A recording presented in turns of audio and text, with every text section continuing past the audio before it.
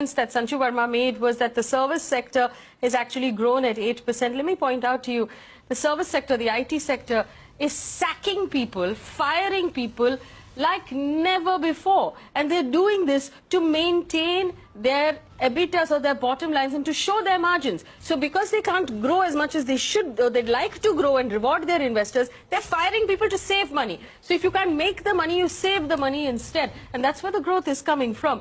To say that agriculture is doing really well in the country today is a slap in the face of the widow of every farmer who committed suicide. And I want to point out to our audience that more farmers have committed suicide this year in comparison to previous years, and the numbers are getting worse and worse. We've had a year this year where farmers were protesting across the country. Farmers are protesting from Tamil Nadu right up till Madhya Pradesh, Uttar Pradesh and Punjab. The farmers are in distress across the country. We cannot possibly lie about that on national television. The farmers are in distress. It has been proven and written about across the country. Look at the other problems that we're facing right now. There are no jobs.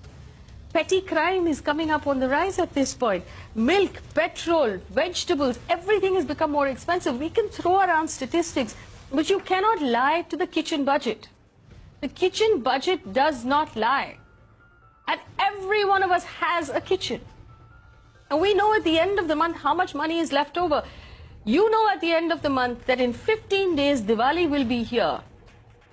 And we have never been less prepared to spend money than we've been this year.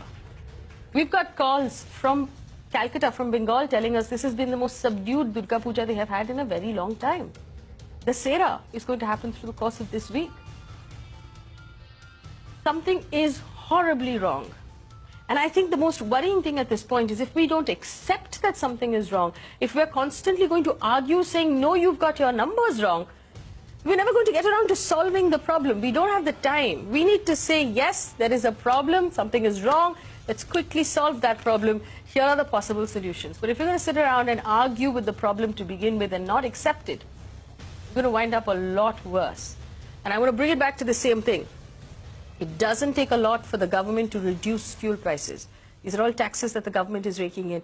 Reduce the fuel prices and provide Indians with relief. Because when diesel comes down, food comes down, milk comes down, everything else comes down, and we're able to breathe in our family budgets again. It is the fastest thing to do. And that's, I'm not an economist, this is my request to you. But I'm sure you have great economists who will give you advice.